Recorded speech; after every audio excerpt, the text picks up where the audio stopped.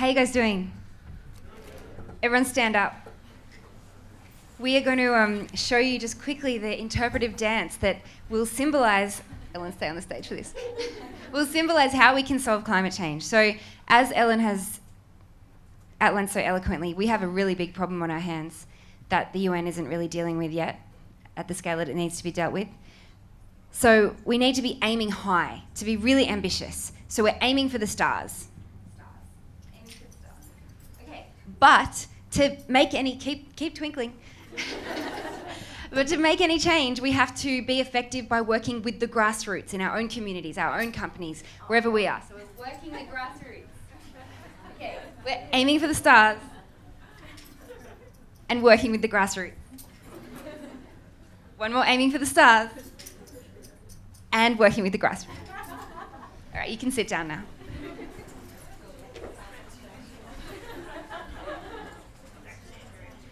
So now you understand how we're going to solve this big problem.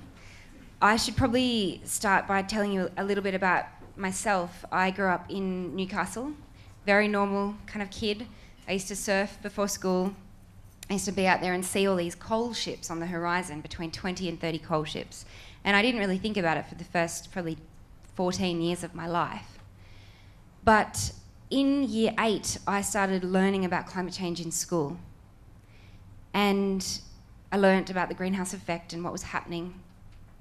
But at the same time, my mum, all of her family are farmers. So my uncle's a farmer, my grandfather's a farmer. So even though I was in Newcastle during school term, every long weekend, every summer holiday, every chance that we got, my mum and dad would pack me and my sister up in the car and we'd drive out to my uncle's farm or my grandparents' farm. So I was spending a lot of time helping out with the cattle and with the crops, and I guess that gave me an understanding that when we talk about the environment, it's not something that's separate from us. It's what we rely on for our food and our water and our health. And so at the same time that I was learning about climate change in school, something started to happen on my uncle's farm and my grandparents' farm, and that was the drought. And I remember a time when 88% of New South Wales was in drought. And for most people in the city, drought means higher food prices and higher veggie prices. But for people in the country, and I'm sure many of you have connections with people on the land as well, what drought meant was watching communities be decimated, watching farmers suicide, watching my uncle have to send away his cattle because he couldn't keep them there. There was no water. And other farmers put in a different situation where they had to kill their cattle and kill their sheep. And so I realised that this thing I was learning about in school, climate change, it wasn't just about polar bears. It was about people. It was about food security. And that if we didn't do something about it as young people, then it would be our future at stake. You probably already know the basics of climate change. I won't bore you with them, but there's one key fact that it's really important that we remember, and that is that as air gets warmer, it holds more water vapour. So that means in dry areas, the water that was in the soil is going up into the air. And that means in other places, it all comes down in one go. Now, my grandparents ended up selling their farm during the drought, and that was really hard for me to go through, as it is with any farming family who leaves that land behind. And my uncle kept his, but he's had 3 really bad floods in the last 7 months. One of them was so bad it broke the levee banks. He had to get airlifted out on a helicopter, and his whole house was, the waters were up past his kitchen table. So we are starting to see the impacts already right now in Australia. And this was the kind of thing that I was thinking about when I was in high school, and I wanted to do something like Ellen. I cared about the world, but I just had no idea where to start. And one day someone came to my school and gave a speech from an environment group, and it was the first time that someone had said to me, you can actually do something to make a difference. And I went up and I started volunteering with this environment group, and I set up a little group in my high school. We called ourselves the Merriweather Greenies. We used Tim Tams to lure people to our meetings. We soon had a really big group. Then we had some opposition. The Merriweather Industrialists set up in school. They didn't really do much except put up posters. We then had a big win. We made our school really sustainable. We set up recycling and composting. We planted trees. Then we thought, okay, we're ready for something bigger. So we took on BHP and the state government. They wanted to build a mine about 40 minutes north of our school, this incredible place called Stockton Bight, sacred Worimi sites, eagle habitat, native forest, big sand dunes, and it was the place where Mad Max 1 was filmed. So of course we had to save it. BHP wanted to mine it, and we did everything we could. We dressed up in koala suits and got in the newspaper. We dressed up as bush rangers and got in the newspaper. We quickly figured out that there wasn't much happening in Newcastle, so if you put on a costume, you would get in the paper. We dropped banners from the highest building in Newcastle, which was the council car park. We door knocked on every single door, and we were out there, and soon it was a really big issue, and everyone knew that those high school kids were going to stop that mine. And it was a 2-year campaign, but by the time I finished my HSC, we'd won. And that place had been declared a protected area managed by the traditional owners, by the Worimi people, and BHP didn't go ahead with that mine. And it taught me at the age of 17 that we live in a country where change can come from the bottom up. It doesn't always have to come from the top down. We're talking about the UN today, but we're also talking about the people and the organisations and the movements that allow the UN to actually take action on these issues, because governments will never aim higher than what their citizens demand, and that's where we come in. So I had this realisation, went to university, got involved in the climate movement there, met Ellen, met a whole bunch of other young people, and ended up setting this organisation up called the Australian Youth Climate Coalition. And I wasn't going to tell you this story, but listening to Ellen talk about the UN, it made me think I should tell this story, because I actually made a promise once to tell this story as often as I could. So I'll tell you now. I was in Montreal in 2005, the year before we set up the AYCC. The Montreal climate negotiations were happening, the UN climate talks. And I was there with a group of young people from around the world, and I'd dropped out of my law degree for a year to be a climate activist, and we were having this conversation, about 10 of us, about what we were going to do with our lives. And I thought I'd go back and finish my law degree and become an environmental lawyer. And other people were talking about what they wanted to do, be journalists, scientists, various things. And my friend Ben was there, and Ben is from a little place called Kiribati, which you may have heard of. It's in the middle of the Pacific Ocean, tiny island. And Ben is a really talkative person. There's probably many of you in this room. They just like to talk, never shut up. I'm probably one of them. But during that conversation, Ben was really, really quiet. And I asked him if he was okay. And he looked at me and he said, you know, we're having this conversation about our futures and what we want to do with our lives. But if we don't solve climate change, then I don't get to have a future, because my whole island is less than a metre above sea level. And we are currently on track for much, much more than a metre of sea level rise. And then my friend Fawzia was there, and she's from Bangladesh. And she'd just found out that she was pregnant, and she was really happy about it. She'd gotten married, they'd been trying for a baby. And she said, you know, it's not just my future we're talking about now, it's my baby is going to be born in a country where more than 2/3 of the country is less than a metre above sea level. And they were doing everything they could to campaign in their own countries and on the international scale to solve climate change. And that's when I decided that I had to do a lot more than just be an environmental lawyer. So I came back and with people like Ellen set up the AYCC, which has now grown to over 82,000 young people around Australia. We started out pretty small. We probably had year 5, we had 5-ish people that really wanted to get this going at the start. But our motto was fake it till you make it. So on day 1, where we had our founding summit, we hadn't even really set it up yet. I went on Triple J and said that we'd just set up a movement that would fundamentally change the political landscape of Australia forever. And we had a really good website and a kind of official sounding name, so we went on to do that. I do believe that AYCC has changed the political landscape in Australia and given young people a way to get involved. That's my story, but I'm here to talk to you a bit about climate scepticism and the political landscape, and obviously that's been one of the things holding back progress at the UN, particularly after Copenhagen, where Ellen and I were both there for those UN climate talks, after so-called ClimateGate, where those email servers were hacked and put out and misinterpreted. And there is a hugely powerful force that is campaigning with everything they've got, which is money, to stop action on climate change. And they are made up of the oil industry, the coal industry, the gas industry, aluminium, cement. There are many, many high energy users out there that are doing everything they can to undermine action in Australia and internationally. And last year I went on a journey with someone who has spent his whole life arguing that climate change isn't real, and that even if it is, we shouldn't really bother doing anything about it. And that was Nick Minchin, who's the former finance minister in Australia, and he was a close ally of John Howard and had been arguing very strongly within the Liberal Party that to take action on climate change would be essentially somehow this left-wing thing to do. I'll show you a little trailer. Sometimes it feels like a war for our generation's future.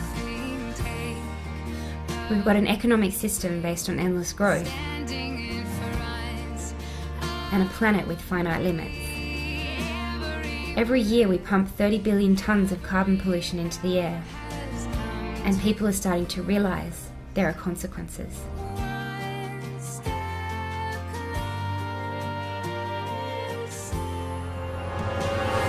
From the co-creator of the Australian Youth Climate Coalition comes a book that tells the story of a world gone mad, where the next election is more important than the next generation, and decades of scientific work has been ignored. This is the story of one young Australian and her extraordinary journey to change the debate about the biggest issue of our time.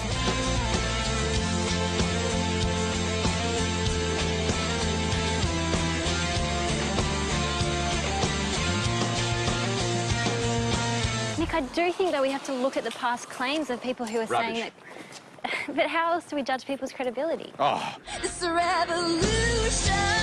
Throw your hands up, 'cause we never gave in. So that was 4 weeks of my life. Here is what I kind of figured out along the way. Nick's obviously in this category, actively opposing action on climate change. These people are very powerful, they have a lot of money, and they're very loud. But they're not really that large a percentage of the Australian population. These are people who oppose action on climate change. They're grumpy about the carbon price, they think it's going to increase their electricity bills, they don't really understand why, but they're not writing letters to the editor or calling Alan Jones or funding the IPA. These people are neutral. These are people who don't really think that much about climate change. They've heard about the carbon price, probably a bit grumpy, but really they don't care. They're just getting on with their lives. These are people who support action on climate change. I would say that's probably a lot of the people in this room and the people that we come into contact with, but maybe aren't doing anything about it yet. Still figuring out what that next step is. These are the people who actively support action on climate change. So people who are involved in organisations, who are building a movement, who understand that we need to build a powerful movement to solve this crisis. Now, we can win this. We can change hearts and minds if what we do is move every one of these groups one step over. It can be really overwhelming when you hear these people and you think, how are you going to move them all the way over here? Well, you're not. It's not going to happen.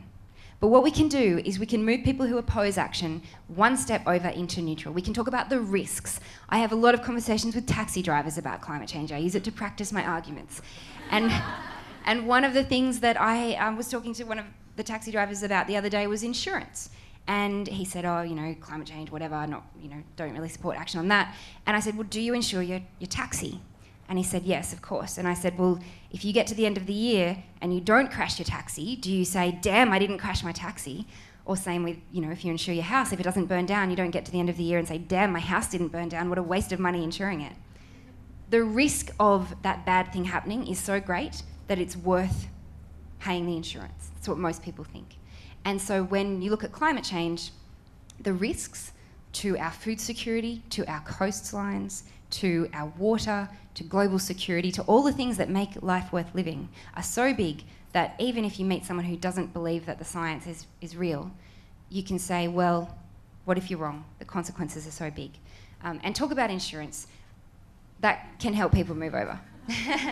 Moving people who are neutral into support. So just remember, one step over at a time. It's like Jordan Sparks, one step at a time. know that song? It's really good. Anyway, so moving people from neutral to support, I talk about three things. If I'm with someone who hasn't really thought about climate change before, I talk about food security. So in Australia, 40% of our food comes from the Murray-Darling Basin.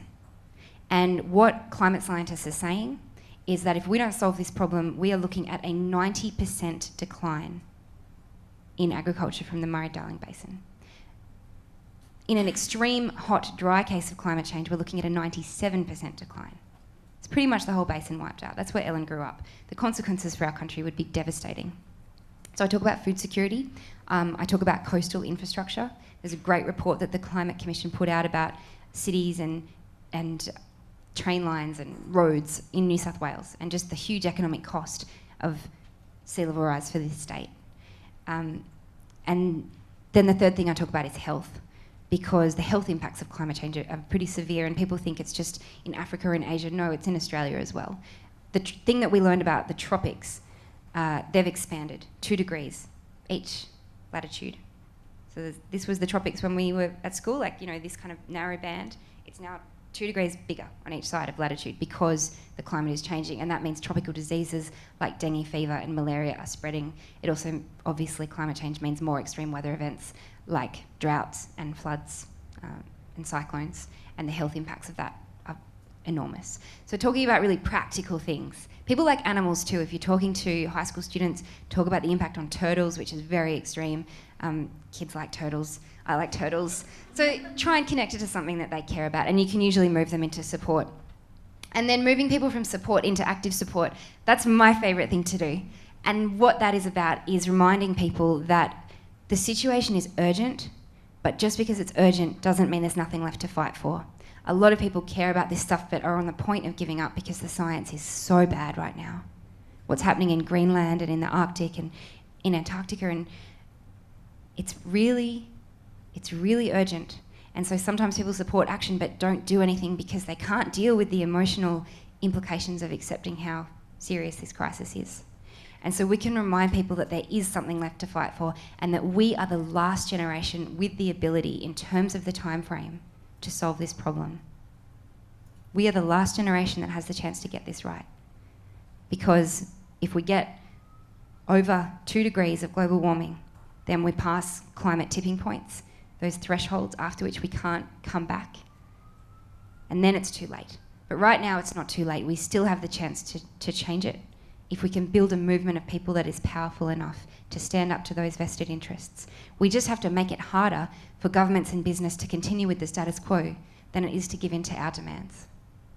So if you can help people understand that they actually can make a difference, then you can move them over. And what we've done, if we've moved these people over here, these people over here, and these people over here, is we've doubled the number of people in the active support, which means we've doubled the size of our movement. And we've created a gap between neutral and actively opposed, which means there's a big hole here, which means these guys look isolated and extreme, which they are. So that is how we win the communications war when it comes to changing hearts and minds on climate change.